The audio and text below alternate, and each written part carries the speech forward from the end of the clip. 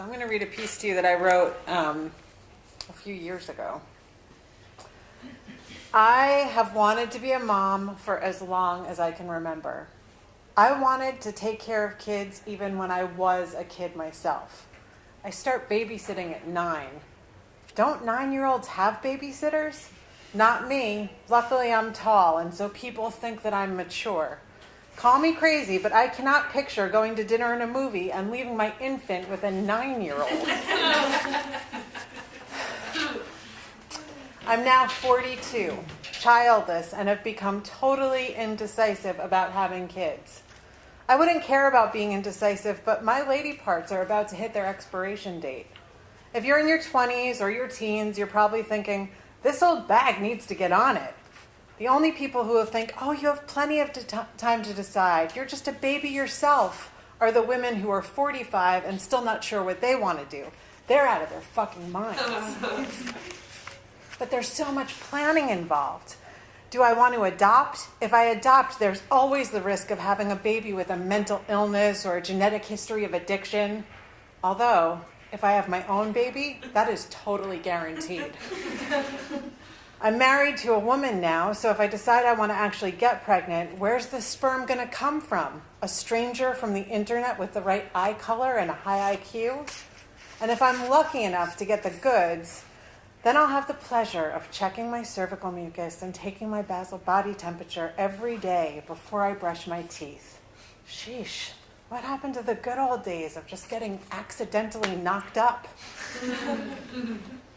It's a hot morning in the summer of 1997, and I wake up wondering if I'm going to pay the price for a mistake I made a couple weeks prior. I take a trip to Planned Parenthood. I've taken home pregnancy tests before, but for some reason, I decide to make an appointment and have it done professionally. I'm not sure why. My period's only a few days late. It just feels like the right thing to do, and it is, because I am pregnant. In the past 2 weeks, I've smoked pot every day, drank every day, smoked cigarettes every day, and even taken mushrooms. I fear that my baby is already damaged goods, just like me. Jack and I have only slept together twice. We don't even know each other that well. We're just getting to know each other. We are about to start getting to know each other a little bit faster now. He says, you can decide, but if it were up to me, I wouldn't have a child right now. And either way, I can't see us actually being together. He makes sure it's clear that I will be having a baby, not a family. He tells me, take your time. But the more time that goes by, the more he cannot stand to be around me and the problem that I am carrying. My breasts hurt. They're huge, swollen, and sore. People, food, garbage all start to smell more strongly than ever. I am so pissed that I can't escape. It's growing inside me, and it stays with me everywhere I go. I want to go back to before the decision to make. There was a decision to make, and there were no good choices. I make the appointment. It's at a place a couple hours away. It's the closest place that will knock me out for the procedure. I know that I can't be awake. I don't want to have any memories that will keep me going back to that moment. I just want the moment to happen while I'm knocked out and then never think about it again. I go into a room with a nurse who asks me lots of questions. She can tell that I'm not certain. I can't look her in the eye. I just stare at her hairy arms. There's still some time to think about it. You're still early on, she says. I don't want to think about it anymore. It's all I think about, round and round in circles, wondering what is the right thing to do.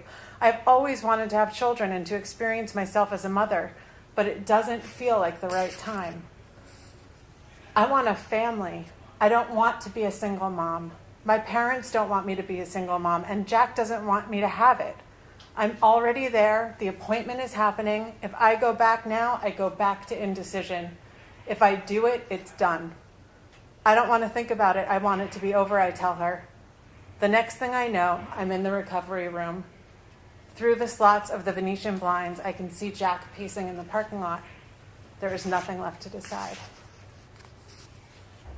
After this loss, I soothe the heartbreak by being surrounded by children. I play a crucial role in the lives of many of them. I nanny my way through college and go on to become a preschool teacher. Years later, I even convince a boyfriend that we should try to have a baby. I know it's not what he wants, and considering the state of our relationship, it's not something that I should want either. But I'm getting older and afraid that soon it'll be too late. We actually do try to get pregnant repeatedly, but fortunately for me, his sperm are too stoned to do the job. It's no surprise that I find myself shortly thereafter 35, newly sober, and single, and I start to panic. I've hit the age. It is the age when the risk for problems goes up. A baby isn't going to go and make itself. I have to put some work into it. So single at the time and not making a ton of money, I decide to enroll in foster care training.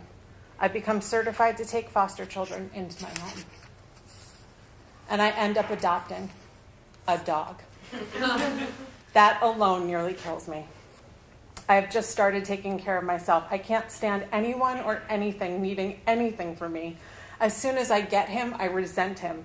There's this four-legged need running laps in my new home, my sanctuary, waking up repeatedly in the night, shitting in his crate, even though I'm told that dogs don't soil where they sleep.